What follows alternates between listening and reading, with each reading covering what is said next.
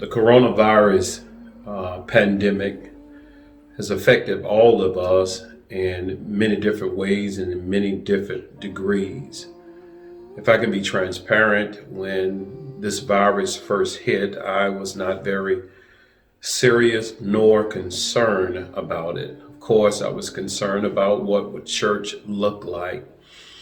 But as far as me worrying about getting the virus or someone in my family getting the virus, I wasn't too much concerned about that until it happened. When you look at those numbers on the news, the millions of people who have been infected, and here in America, over 200,000 people have actually died of this virus, it doesn't become real until it hit your house. For me, that happened when my wife and my mother-in-law tested positive for the coronavirus. In that moment and in that instant, the pandemic became real. It wasn't just something that I heard about on the news. It was in my home, it was in my life, and I had no control. I felt so helpless and vulnerable because the only thing I could do was pray and just wait and hope that my wife and my mother-in-law would survive this deadly virus. Thank God they did.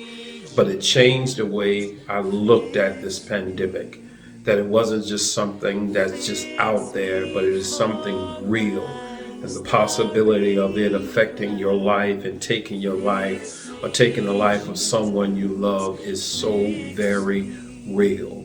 And so the CDC has said there are some very simple things that we can do to help limit the spread of this virus. Wear your mask, wash your hands, practice social distancing, and stay out of crowds. This is the least that we could do for the ones that we love the most.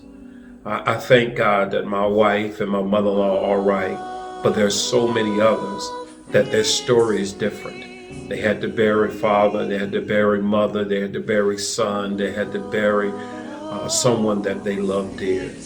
So let's do the very basic things to love those that are less fortunate and to be a good neighbor.